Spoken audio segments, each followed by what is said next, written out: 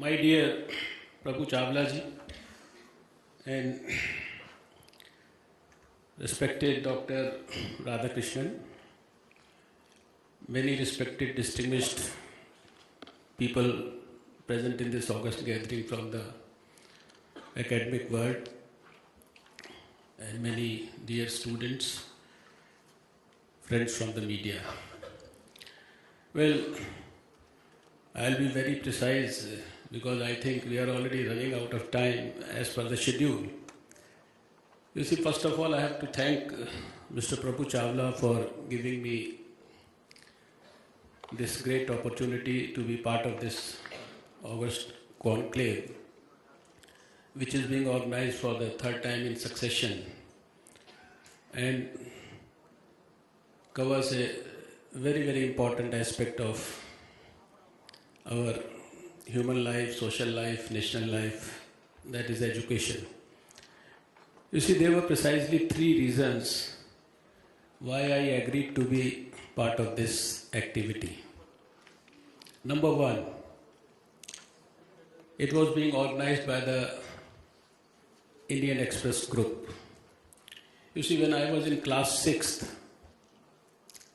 my grandfather, who was himself an academic person, a great educationist and a mathematician, he told me that if you have to learn English, improve English, and be familiar with what is going on, then you should start reading newspaper. And he only advised me. I said, which newspaper? So that was the time when probably Frank Morris was the editor of Indian Express. He said, you should start reading Indian Express. And I have been reading Indian Express. Later on, I started reading many more papers when I entered political life. But till I entered political life, the only paper that I used to read was Indian Express. And I think Indian Express is one group which actually can boast of saying that they have stood by truth. They have stood by the facts and the reality without compromising with them. They have enjoyed the hereditary genetic linkage of the great Ramnath Goenka ji. And I have seen the newspaper not bending even during the time of emergency. We have seen Prabhu Chawla ji and Arun Shourie ji in the newspaper when they used to, Prabhu Chawla ji used to run the northern thing.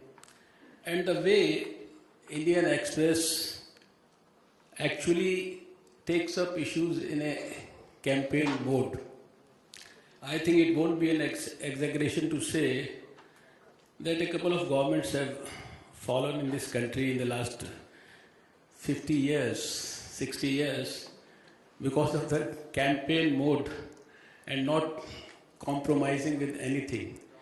They have even, I remember Mr. Goenka may have faced a lot of lawsuits, may have had to give compensation of crores to many senior people, rich people. But they never probably compromised with truth. They presented facts to the people fearlessly. And of course, this is one paper which I feel most of the people read many newspapers, but this is one paper which the general people, public in India, loves reading. And they feel that this is the true voice of the people. So that was precisely the number one reason why I said I will not like to say no to Mr. Prabhu Chawla, whom I have known for over 4 decades, as a friend also, as a colleague, for some times in the organization in the 70s. Later when he became a journalist, we can't say he's a man who worked with us in the organization also, but he's one of the dynamic people of his own field. The second reason for my accepting this invitation was the fact that this program is being organized in Chennai. I have a professional as well as a personal connection with Chennai, and I strongly believe that over the last 400 years, Madras and Chennai, I think they have sculpted the real modern face of our India, our Bharat Mata. The very fact that when we talk of education or science, I would say science, education, they are literally indistinguishable from this Chennai. When we talk of Chennai, we are reminded of our former President Dr. APJ Abdul Kalam. It is his home. He is one of the builders of modern India. We are reminded of the great Nobel laureate of India, Dr. C.V. Raman, who had his cultural association with Chennai. Maybe he worked for a long time in Calcutta. We are reminded of Srinivasan, this Ramanujan, the great mathematician. We are reminded of K.S. Krishnan, the colleague of Mr. Raman, who was one of the greatest physicists of the 20th century. And of course, Dr. Subra Suresh, the chief of the Carnegie Mellon University, one of the most prominent universities for communications and all those things. So this is one place where we can say we have the best possible people with the most, you can say, sophisticated intellectual and scientific acumen. You go to any good, reputed place in the world. You go to NASA, you go to Johns Hopkins, you go to the European Space Mission program, you go to any of the laboratories within my own department, whether they belong to the biotechnology, whether they belong to the science and technology, whether they are the CSIR labs, etc., etc. I find that everywhere we have people from Chennai and its agglomerates who are actually manning and giving people of India their best possible talent. So I felt that this is one place where I should personally go and applaud through this program the contribution of our dear South Indian intelligentsia. And I can say on record that I have great respect for the people in the South for their great contribution to the development of India's future. And then the third reason why I came for this was my passion for education. Although most of the people in this world, they know me more as a health minister for my contributions in health, for my awards and international recognition in health.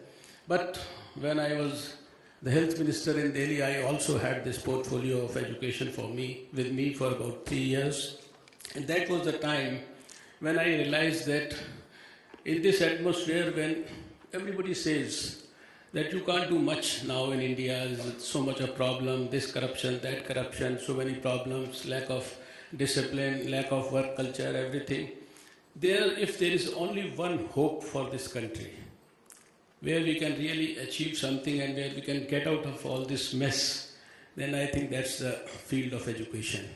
And I have always considered that this is something like a God's blessing and privilege to be able to get associated with education in any form. And if anything can transform India and make it a superpower once again in the coming times, when we will have a future brighter than our glorious past, I'm sure it is going to be education itself which will produce this reform. And for that matter, I thought I'll go and congratulate the New Indian Express Group and its editor and the seniors for organizing this focused activity around education for subsequent years and then pursuing it vigorously, involving all the talent in the country, bringing them on one forum.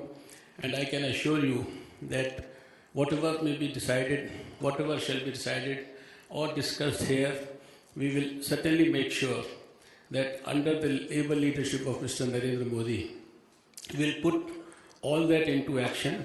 We are committed to ensure that we use the best possible talents of the country, we develop the best possible talents in the country, and we try to educate everybody, try to enhance skill development, try to promote entrepreneurship, and through Make in India, we would make sure that we give thousands and millions of jobs to our young people.